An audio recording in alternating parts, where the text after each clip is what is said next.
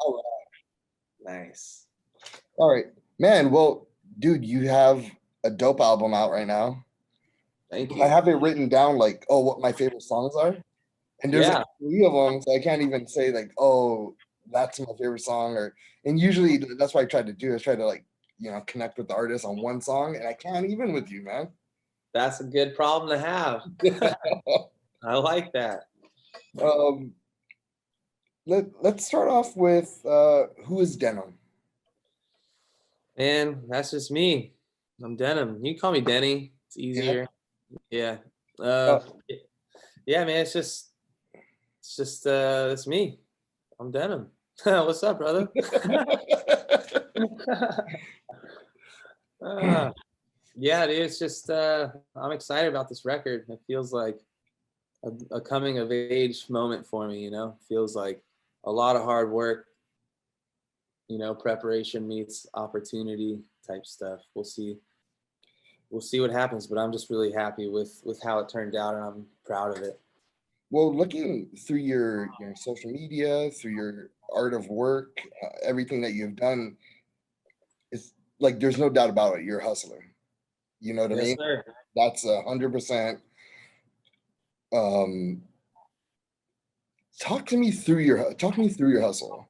Like, I mean, you have All American. You had a song for All American.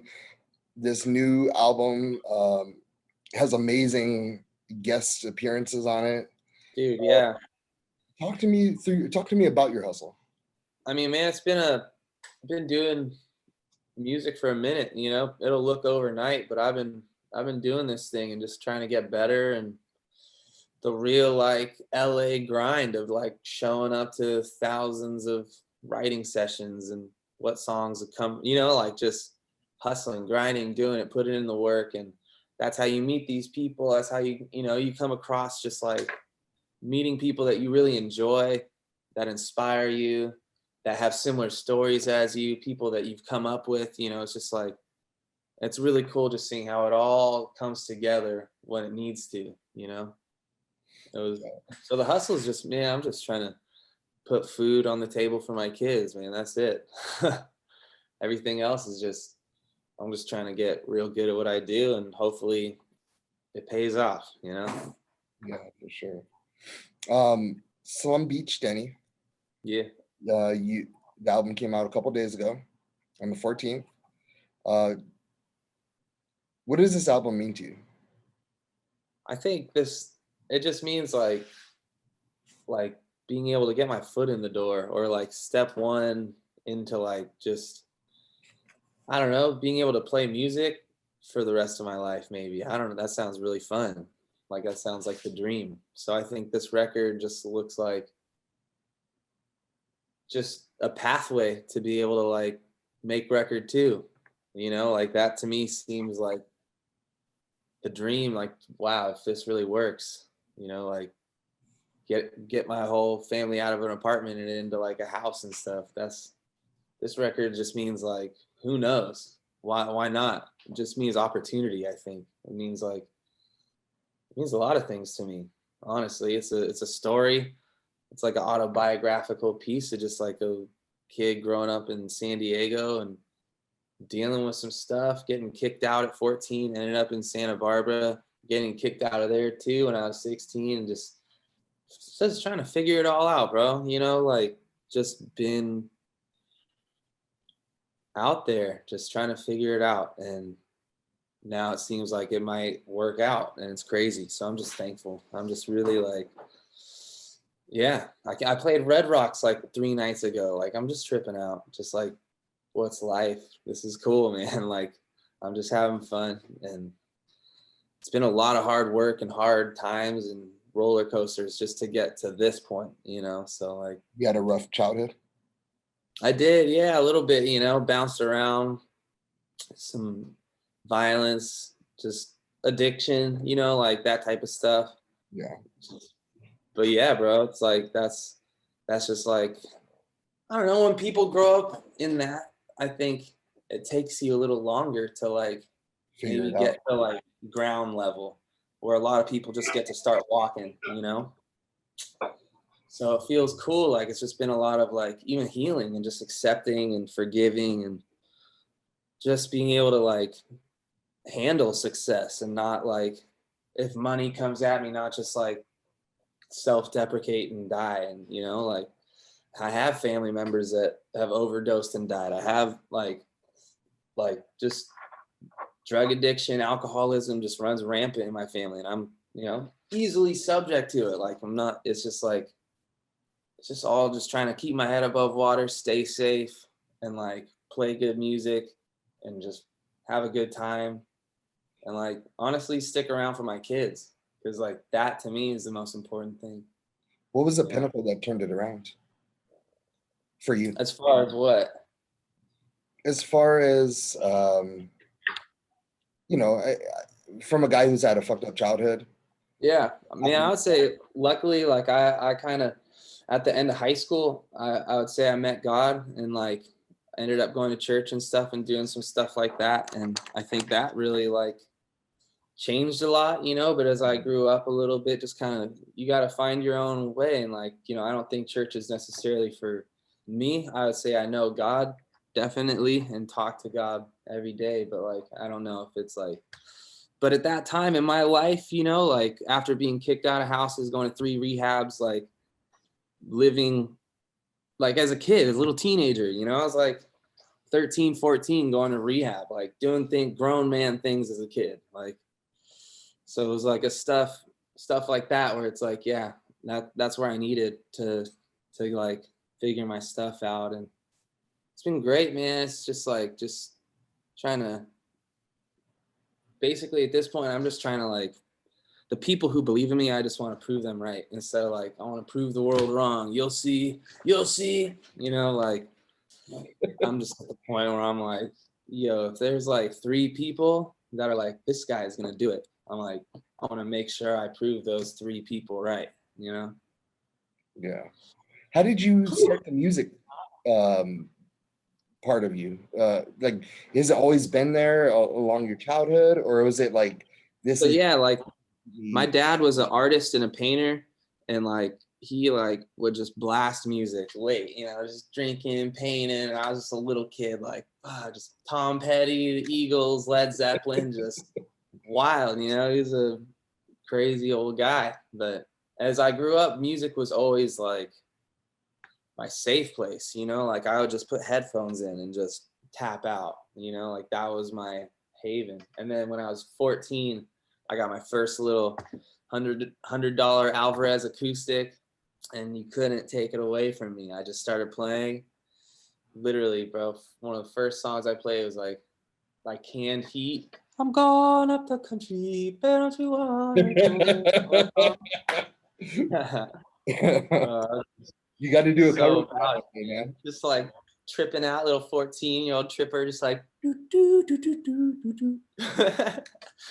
I was having a good time, but man, that was like everything. And from that point, I just kept playing and I just kept playing. And then I started learning how to produce. Like I ended up in a studio, you know, it's like one of those things. And you like, whoa, my first time in a studio, I was straight up playing to the click track. And I was like, yo, the thing in my ear is off. Like it keeps getting off. They're like, no, dude, you're getting off. Like, but I had never done anything like that, you know? So it's like, that's a whole nother ball game of putting in 10,000 hours and learning how to operate a studio and become a producer, and not just a songwriter or a musician. There's just so many factors and layers and levels to just growing and expanding your artistry. You You know, live by but the 10,000 hour rule too? say that again. You live by the 10,000 hour rule as well? Man, I would just say it's like, yeah, I wouldn't say I live by it, but I would say like it's pretty hard to accomplish greatness. There, like you can't like, there's no shortcuts, you know. There's definitely like viral success and luck and like all types of things that like factor into people's like stories. But I would say like I'm not insecure about making another record because this is like 10 years in the making, you know. I've written a million terrible songs to get out of my system just to be like, I feel like I know what I want to keep doing, and I know what I want the speakers to sound like as it comes out, and the speakers don't lie to you. So if it sounds bad, you're only lying to yourself if you're telling yourself it feels good. Like, and I know a lot of people who do that, and it's like, why? If it, you know, like, Yeah. just be real with yourself. If the speakers are being real, then you just can't go wrong. You know, like if it feels good, it feels good. It sounds good. And I think I'm just at a point in my life, in my career, where like, I'm just not here for the BS. I'm not insecure. I'm not trying to make music or get approval from anybody. Like, I'm just trying to do me. And like, I think it's only going to keep like getting more fun. And I think that's really what it comes down to. People just can see that, like, wow, this guy really doesn't give a shit. Like, and that's refreshing, you know, like, because I did for so long. Like, and I, you know, there's an element where it's like, you're intentional about everything you do. And especially my videos, I like to be like intentional about the art I'm making and like capture the visuals and make it like cinematic and, you know, like captivating, and just not like, hey, here's us skating at the beach. Like, I've done it. I've done those videos a million times. It's taken a lot of years to just get to a point where like mentally and vision wise, like I just know what I want and I just want to go get it. I don't even know how we started talking about that. All right. So Slum Beach Denny, Yes. what was the decision like? All right, we're gonna do an album now, and you have so many great songs on there. How did you decide what songs are gonna roll? Man, I think so. I started making that album in 2017. So it really, I feel like, grew. You know, it's like going to high school. It's like literally 4 years of your life. And that is what it feels like. It feels like these songs that I started was like freshman year, you know, and then they just kept growing and maturing and like taking different shapes and sounds. And like a lot of the songs that have outros now, like, didn't necessarily originally have an outro, but I was like, man, this would feel so good to flip it and make it introspective, or like, let's go back. You know what I mean? It's like all these songs were able to, I think, go through like the process of like getting better because, yeah, they just had to, you know, wasn't going to put out something mediocre again. So done it. Well, the album is amazing. I love it. I worked out to it yesterday, and since Saturday, I just have it in my, and I just how I've been working out at the gym. You just Yeah. listen to the album because you're like, there's a pretty big gap from the next interview I had, and so I was like, Right. let's just listen. That's Um, my three favorite songs are Khalifa's 91 Cadillac and Who Is Denim.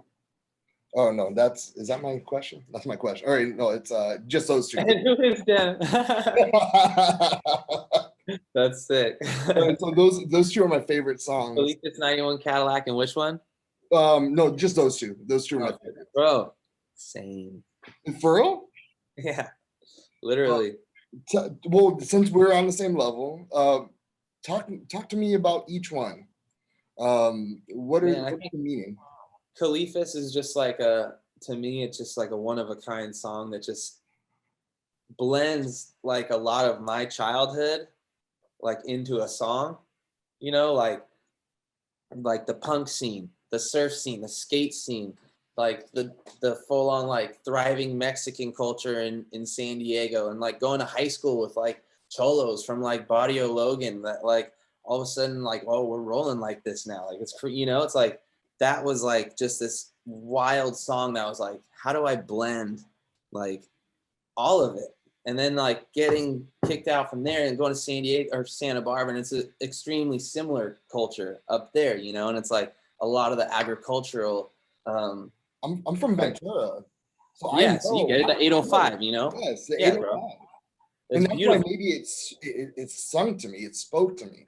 Yeah, exactly. And it's just like this blender of cultures, right? And it's just one of a, like this, just, it's why people from New York, like it's so magical when you hear it and it's real, because it's like, bro, there's a one of a kind place right there. Like you can hear it and you can, and I feel like when it's real from SoCal, it's the same feeling, you know, but it's its own sound and its own aesthetic, because like it's just a whole different culture, a whole different beautiful place, you know, that's like deserves to be celebrated, you know, because I feel like a lot of people move to LA, right? So the music scene happens in LA, like entertainment, whatever, blah, blah, blah. But like not a lot of people are like straight up coming out of here other than like the amazing, like thriving hip hop culture that like comes out of LA, right? Like that's like world class in and of itself. But like I feel like there's this whole revival happening of like just all music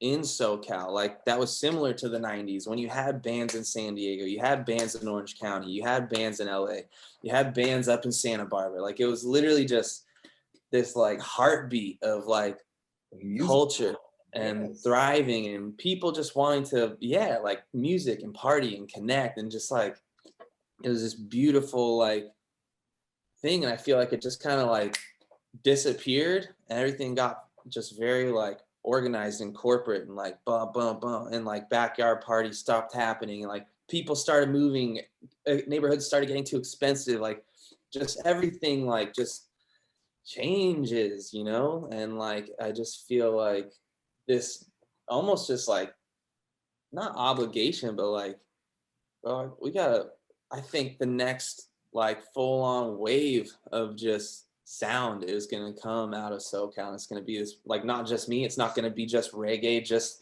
hip hop. It's gonna be like all over the place. And it's just gonna be like, yeah, the kids that, the fatherless generation, bro, the kids that like came up and just had to figure it out. Or maybe not. Maybe it's like you grew up really good and you're just really talented and you're just supposed to be a part of it. I feel like that's just something that's happening in like the land. And bro, respect to Ventura 805. Yeah, bro, I love it.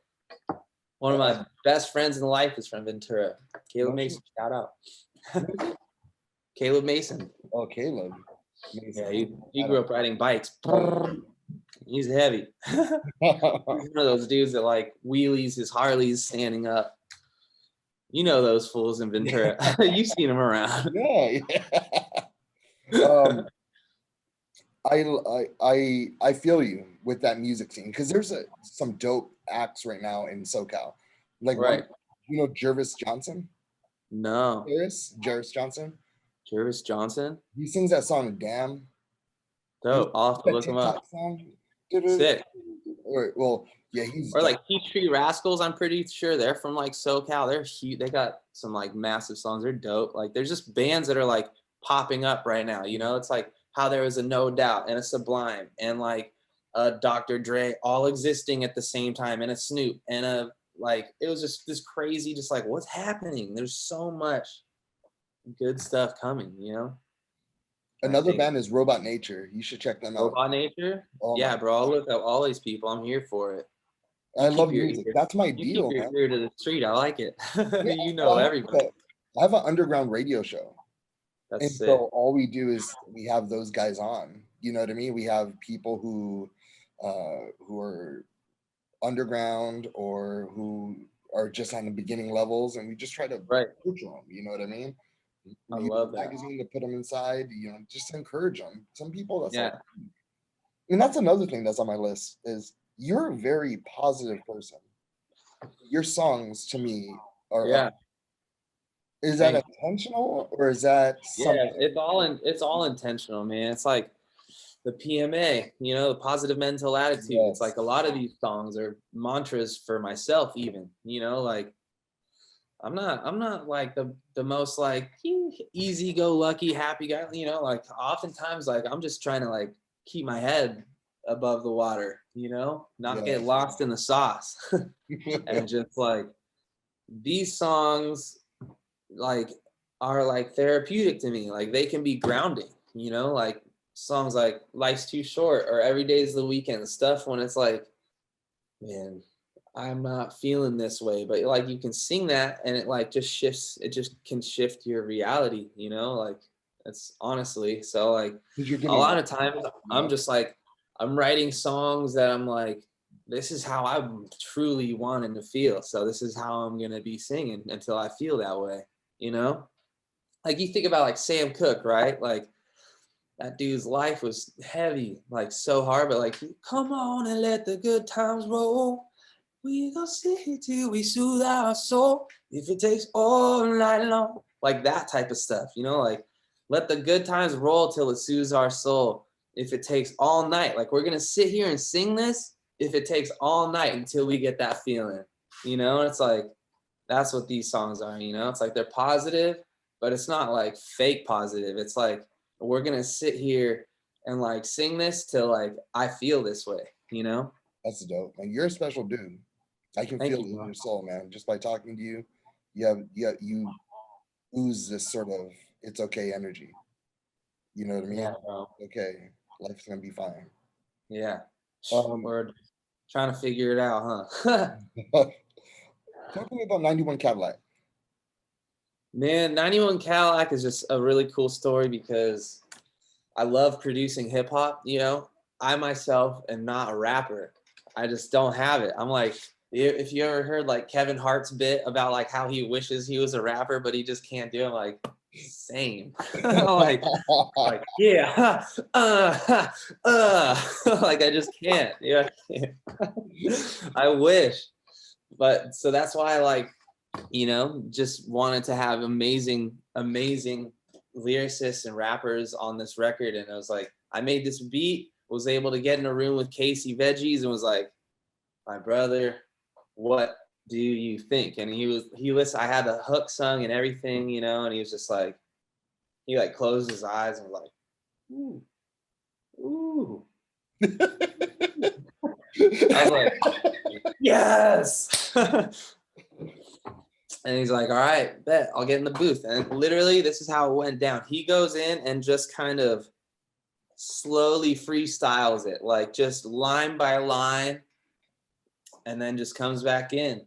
And I was like, bro, that was magic. And then I went in and did all the like the backup vocals over his like raps and stuff. So like any of the harmonies and stuff are actually my vocals doing it. But so that's my way to say I'm a rapper, you know. I harmonized on it. It's fun because just as a record producer, like that's just my greatest joy is watching this vision come to life, right? Like I hear my hook and I hear the verse that needs to elevate and to be there, and then you bring someone in that just has the sauce and just as soon as he speaks, it elevates the whole thing. You're like, whoo, like there we go, you know, like it's just cool when you start to elevate. You get in the room with people that are just like one-time magicians, and you're just like, whoa, that's refreshing to work with. Like I've just been working with garage bands for a long time. Like it's just crazy. That dude's a pro, you know. Yeah. So 91 Cadillac to me just feels like West Side, West Coast, just oh, I just love it, man. It's just like a song about I was down, I said dream more, you know. It's like it's just a fun one and it's quick, you know. It's one of those songs that I just want to listen to on repeat because it just makes me feel good. And then Casey's verse is so just like it's fire. It's just like original. The punchlines they hit, like it's just every part of it. I'm just like, this is a great song. Like I would love to get more features on it and just make it a real song instead of an interlude. What is the one thing that you're the most proud of? My family. I got 4 beautiful wife, 4 kids. That's it, man. I got a real ass family, and that's what I'm most proud of. And I'm just trying to get us out of this little spot, get a real backyard. That's what I'm talking about, you know? But other than that, everything else is tight. Music, all that stuff, accomplishments. I've never really like made any accomplishments for music yet, but I'm sure that might come. Maybe that'll be cool. This But album is beautiful. at this point, bro, and hopefully forever, like I'm just gonna say my family because I understand that that's absolutely everything, you know. Yeah, so it truly. that's the only reason I'm like doing all this, you know, is to just do it right. Because at the end of the day, when you guys sitting down watching TV, that's a piece of heaven, you know? Yep, exactly. Just being there for them. if I have to go out and tour, that's because I'm gonna go out and make some money to come back and be here with them. You know, like it's that type of stuff. Like it's yeah, over the bullshit. Just here to live a good life. My man. Well, I definitely support you. I believe in I you, appreciate it. and I'm so impressed with your album. Thank you. I just want to say thank you for your time. Yeah, dude, of course. I appreciate it. Dude, thank you. This is sick. Have a killer Tuesday. Hey man, you know how you're gonna prove those people who believe you can do it? I'm one of Yeah. the people. Prove me right. Thank you, dude. I appreciate it. Jeez, that's really nice. That was really kind of you. All right, buddy. Hey, we're gonna write you up a dope out ass article, and we're gonna tell the world or whoever will listen about how wonderful this album is. Yeah, dude. I appreciate it. All right, All man. love to Ventura. I can't wait to come play a show there, bro. It's gonna be sick. Well, dude, anytime, man. We have we work with the Ventura Theater. We throw a lot of shows out here. So Bro, I've been to some magical shows at that theater. oh my God, we're painting it right now. For real? Yeah, we're doing like inside of it. You know, it was getting old. Yeah, well, it was, but it was still like tight. It was like there's kind of like a magic about it, but it is, especially with COVID and stuff. That makes sense. That you just like fucking give awesome. it a little facelift. I'll That's so tight. I'll follow you. Check it out. Follow me back. Okay. I'll post some pictures this weekend of it. Sick. Will do. All right, dude. Good All luck, right, doggy. you got this. Thank you so much. All right. Thank you. Late. Peace.